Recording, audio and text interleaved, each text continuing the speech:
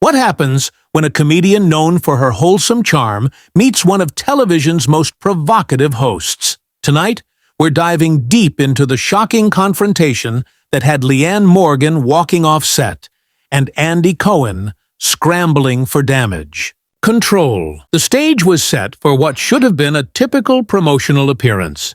Leanne Morgan, the Tennessee-born comedian, was there to discuss her latest comedy special. Andy Cohen, ever the skilled interviewer, had prepared his usual mix of light-hearted banter and slightly edgy question. The interview started exactly as expected. Andy welcomed Leanne with his signature charm, and the conversation began with amusing anecdotes about balancing family life with a demanding tour schedule. "So, Leanne," Andy began, settling back in his chair with a mischievous glint in his eye, "your comedy really centers around traditional family values and small-town life.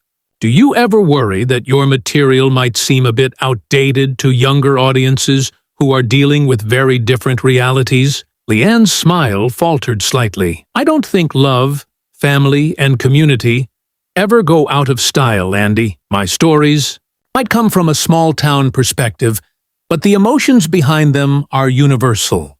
Whether you're raising kids in Tennessee or New York City, you're still dealing with the same fundamental challenges."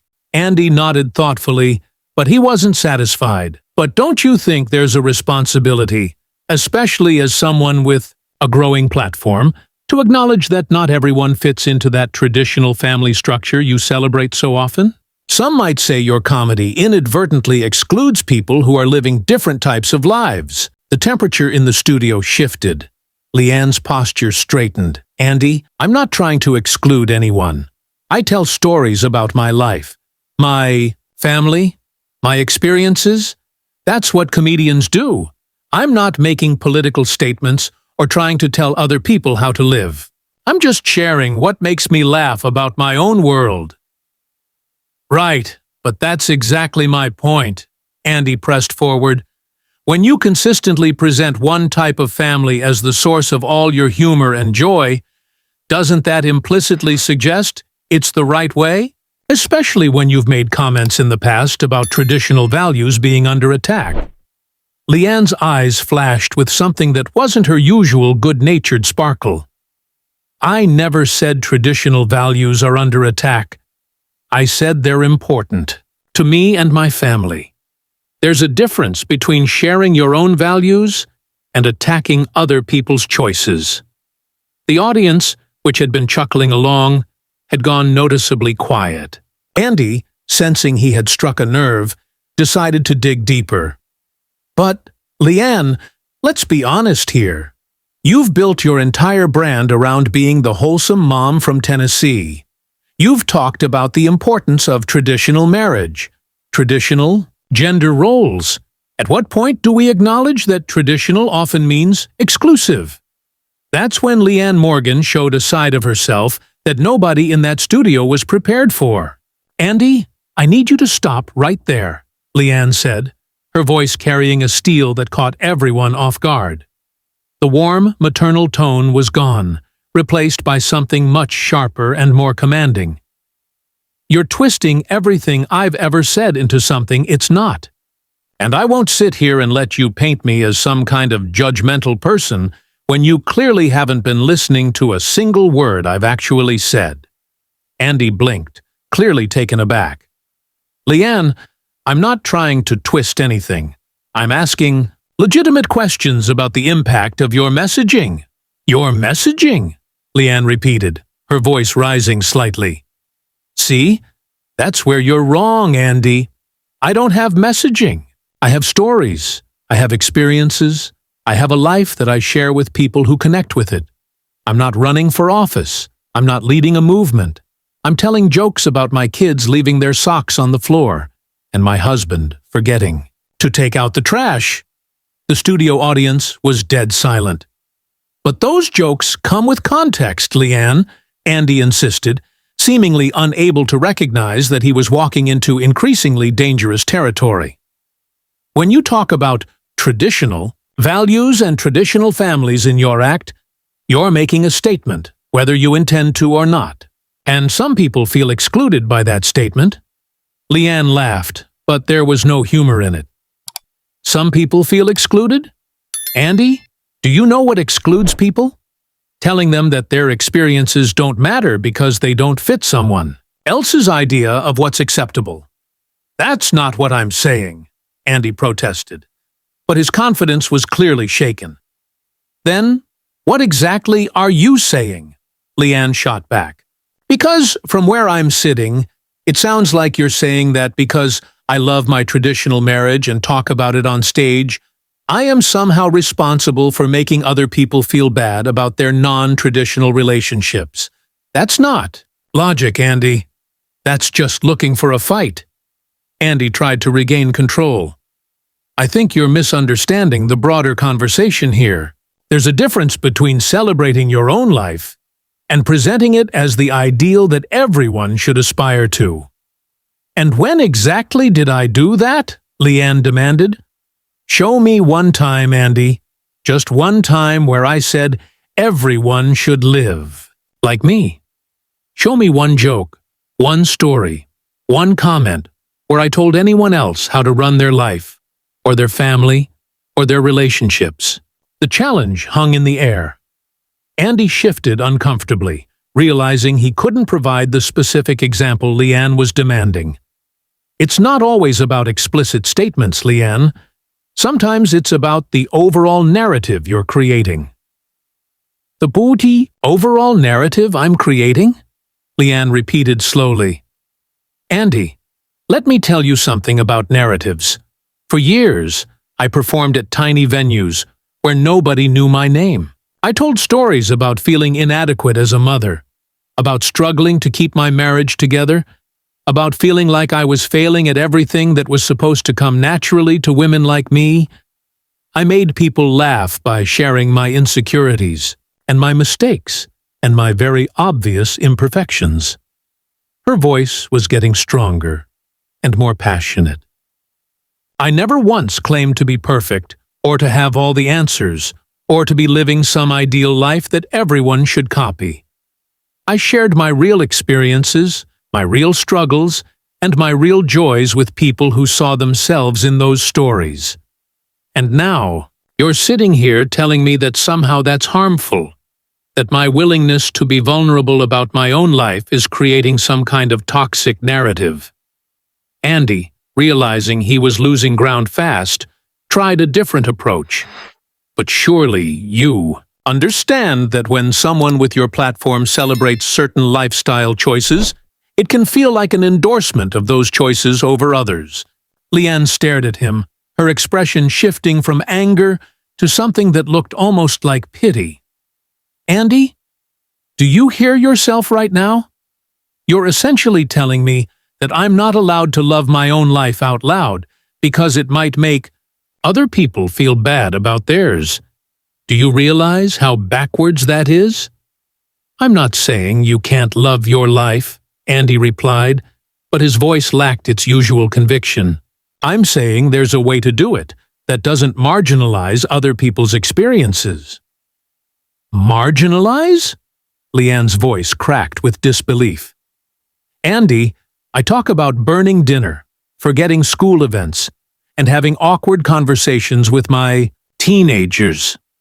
I make jokes about my marriage being held together by duct tape and prayer. How is any of that marginalizing anyone? How is being honest about my own struggles somehow putting other people down? The cameras continued rolling as the Iowa tension reached a fever pitch. Andy's usual smooth interviewing style had completely abandoned him. Look, Leanne, I think we're talking past each other here, Andy said, attempting to regain some control. All I'm trying to say is that in today's climate, we all have to be more conscious about how our words affect different communities. Different communities? Leanne repeated, shaking her head. Andy, I perform for truck drivers and teachers, nurses and mechanics, stay-at-home moms and working dads. I perform for people who are struggling to pay their bills and keep their families together. Those are my communities, and now you're trying to tell me that my life and my stories are invalid because they don't fit your narrow view of what's acceptable. I wasn't trying to attack your values, Andy said, but Leanne's voice was dangerously quiet now. The kind of quiet that anyone who has ever been in serious trouble with their mother would instantly recognize. Andy, you spent the last 15 minutes dismantling everything I stand for while hiding behind the pretense of asking innocent questions. You questioned my integrity, my impact, and my right to share my own experiences without apologizing for them. She stood up from her chair, and the movement was so sudden and decisive that several crew members instinctively stepped forward, unsure of what was happening. The microphone pack clipped to her jacket caught the studio lights as she turned to face Andy directly. You know what the real problem is here, Andy? It's not that I celebrate traditional values. It's not that I tell stories about small-town life. The real problem is that you've surrounded yourself with so many people who think exactly like you do, that you've forgotten there's a whole world out there that doesn't revolve around your perspective. Andy remained seated, but his posture had changed completely. He looked genuinely shaken. Leanne, please sit down. Let's talk about this rationally. Rationally? Leanne laughed, but there was no warmth in the sound.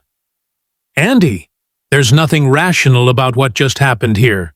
You invited me on your show to talk about my comedy special, and instead, you decided to put me on trial for the crime of being happy with my life choices.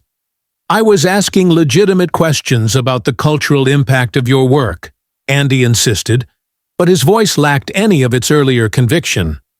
No, you weren't, Leanne shot back. You were fishing for a controversial moment that you could use to generate buzz for your show. You were hoping I would say something you could twist into a headline. You were looking for content, Andy, not conversation. The accusation hung in the air like a challenge. Andy opened his mouth to deny it, but something in Leanne's expression stopped him cold. Do you want to know what's really sad about this whole situation? Leanne continued.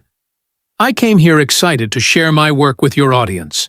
I thought this would be a fun conversation about comedy and family and finding joy in everyday life. Instead, you turned it into an interrogation about whether my happiness is somehow problematic. She began unhooking the microphone from her jacket, her movements deliberate and final. You know, Andy, I've spent my entire career trying to make people laugh about the challenges of real life. I've shared my failures, my insecurities, my struggles, and yes, my successes too. I've been honest about what works for me and my family, while never claiming it has to work for everyone else. The microphone pack came free, and she held it in her hand. But apparently, in your world, that kind of honesty is dangerous. Apparently, being genuinely happy with traditional choices is somehow threatening to people who make different choices. Apparently, celebrating your own life is only acceptable if you constantly apologize for it first. Andy finally stood up, perhaps realizing that this interview was spiraling out of his control. Leanne, I think you're overreacting here. These are important conversations that our society needs to have. Our society? Leanne's eyebrows shot up. Andy, you don't speak for our society. You speak for your bubble, your audience, your worldview. And that's fine, but don't pretend it's universal. She took a step toward his desk. Here's what I think our society actually needs. I think we need more people who are willing to be genuinely happy without apologizing for it. I think we need more people who can celebrate their own choices without tearing down other people's choices. I think we need more people who understand that there's room in this world for all kinds of families, all kinds of values, and all kinds of stories. But most of all, I think we need fewer people who think that their job is to police other people's happiness and make them feel guilty for living lives that don't match some predetermined template of what's acceptable. She placed the microphone pack on Andy's desk with a soft click. I came here to talk about making people laugh, Andy. Instead, you've reminded me why so many people feel like they can't be honest about their own lives anymore. You've reminded me why so many people feel like they have to hide who they really are and what they really believe just to avoid being attacked by people who claim to champion tolerance. Andy stood frozen behind his desk. So, thank you for that reminder, Leanne continued, her voice now carrying a sadness that cut through the anger. Thank you for showing me exactly why my comedy matters so much to the people who come to my shows. They're hungry for someone who will tell them it's okay to love their lives, even if those lives don't fit someone else's idea of what's progressive or enlightened. She turned toward the exit, then stopped and looked back at Andy one final time. You know what, Andy? I hope you find whatever it is you're looking for. I hope you find a way to be happy with your own choices without needing to tear down other people's choices, because that's what genuine tolerance actually looks like. With that, Leanne Morgan walked toward the studio exit. But as she reached the door, Andy's voice cut through the stunned silence. Leanne, wait. You're walking away from an important conversation here. She stopped, her hand on the door handle, and slowly turned around. An important conversation, she repeated, walking back toward the center of the studio. Andy, you don't want a conversation. You want a confession. You want me to admit that my happiness somehow makes other people unhappy. You want me to apologize for loving my life? The studio audience watched in absolute fascination. Let me tell you what an important conversation would actually sound like, Leanne said, her voice carrying to every corner of the studio. An important conversation would be about why we've reached a point in our culture where someone can't share their joy without being accused of causing someone else's pain. An important conversation would acknowledge that there are millions of people in this country who feel like they can't talk about their faith, their families, or their values without being labeled as bigots or threats to progress. She gestured toward the audience, many of whom were nodding along. These are people who work hard, love their families, contribute to their communities, and try to live good lives according to their own understanding of what that means. And instead of celebrating that diversity of experience, we've created a culture where certain types of people feel like they have to hide who they are just to avoid being attacked. Andy's face had gone completely pale. Leanne, that's not what I was trying to do. Then what were you trying to do, Andy? She demanded. Because, from where I stand, it looks like you were trying to shame me for being proud of my choices. It looks like you were trying to make me feel guilty for sharing stories that resonate with people who live lives similar to mine. The confrontation had reached a level of intensity that made everyone in the studio uncomfortable. You talk about inclusion and tolerance, but your version of inclusion apparently doesn't include people like me. Your version of tolerance apparently doesn't tolerate people who find meaning and purpose in traditional ways of living. Leanne's voice cracked slightly. Do you know how many women have come up to me after my shows and thanked me for making them feel like it was okay to be proud of being a mother? Do you know how many couples have told me that my jokes about marriage helped them remember why they fell in love with each other in the first place? She wiped at her eyes, not caring that the cameras were capturing her vulnerability.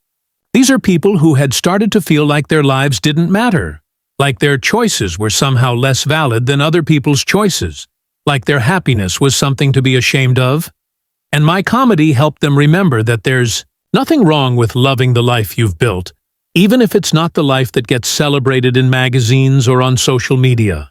Andy stood there speechless, clearly unprepared for this level of raw honesty and passion. So when you sit here and question the impact of my work, when you suggest that my celebration of traditional values is somehow harmful, you're not just attacking me, Andy. You're attacking every person who has ever found comfort or joy or validation in my stories. You're telling them that their experiences don't matter as much as other people's experiences. Leanne took a deep breath and looked directly into the camera. I refuse to apologize for that. I refuse to apologize for making people laugh about the beautiful, messy, imperfect reality of family life. I refuse to apologize for celebrating love and commitment and the choice to put your family first. And I absolutely refuse to apologize for being happy. She turned back to Andy one final time. You want to have important conversations, Andy? Start by having an honest conversation with yourself about why someone else's happiness threatens you so much, because that says a lot more about you than it does about me. With those words, Leanne Morgan walked out of that studio, leaving Andy Cohen standing speechless behind his desk, his audience in stunned silence, and his production teams scrambling to figure out how to end the most explosive interview in late-night television history.